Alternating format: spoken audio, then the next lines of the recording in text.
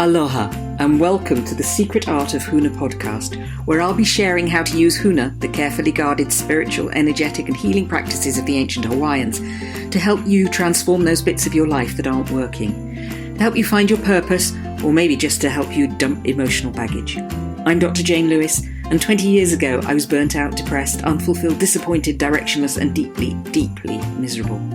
Huna enabled me to change all that, and so I now share it with whoever wants to experience a more joyful, fulfilling life. Aloha and good day to you, wherever you are in the world. I thought I'd talk today about creation, dichotomies and dilemmas. And the reason for this is that in the last week or two, I've been doing a lot of work with clients around those very questions. And I think they're important questions for us to be looking at. So from a Hawaiian perspective, when we create something, when something comes into being, its opposite also comes into being. And this is necessary to keep the energy flowing between the two sides. So you can think about it like a triangle. So here's the triangle, and this is the point of creation at the top of the triangle. And then on each side of the triangle, you've got the two aspects of creation. So, for example, in nature, you see night and day, sun and moon, hot and cold, and so on.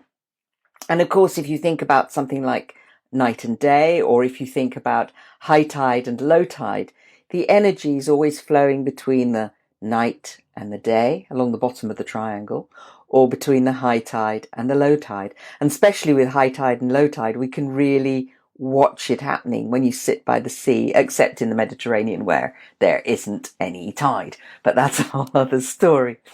So this creation triangle, the energy flows across the bottom.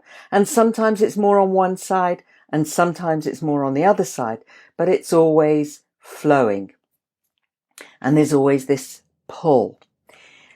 When we create anything, any concept, we still create its opposite. So, classic one is money. If you take the idea of money, then the opposite's going to be something that's not money.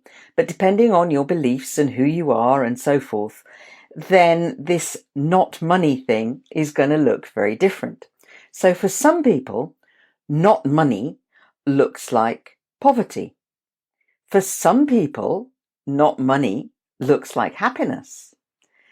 It's up to you because it's not a physical reality like tide or like sun and moon. It's actually something that we create in our heads. And anything we create in our heads, anything we create with our mentality, we're always going to set up the two sides in a way that works, in inverted commas, for us. So a dichotomy is something where the energy is flowing between the two.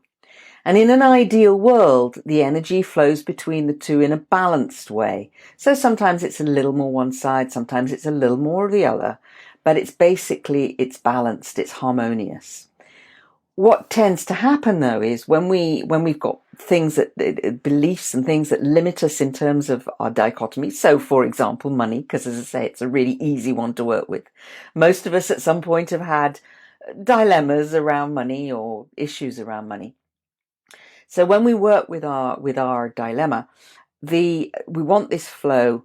And sometimes we say, well, on the one hand, I really want money. On the one hand, money is really important to me, but on the other hand, I feel that it shouldn't be. Or on the other hand, that's the kind of dilemma or dichotomy we're talking about. Or for example, I can make enough money to survive, but it's survival and I want more than survival. I want abundance. I want enjoyment. For some people, it might be money is evil, dirty, nasty, and mean, but I know I have to function with it. So I find that I just have this money, not money, no money, not money. And for some people, it's I just never have the money I need. So it's looking at, okay, if money is the issue, if money is the question, then what's for you on the other side of money? Is it poverty? Is it abundance?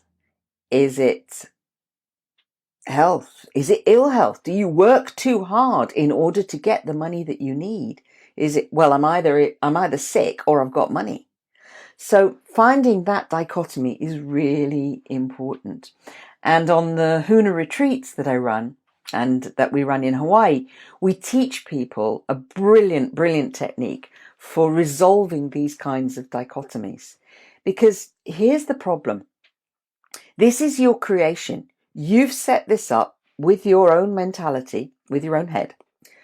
And because you've set it up, you can have it whatever way you want it.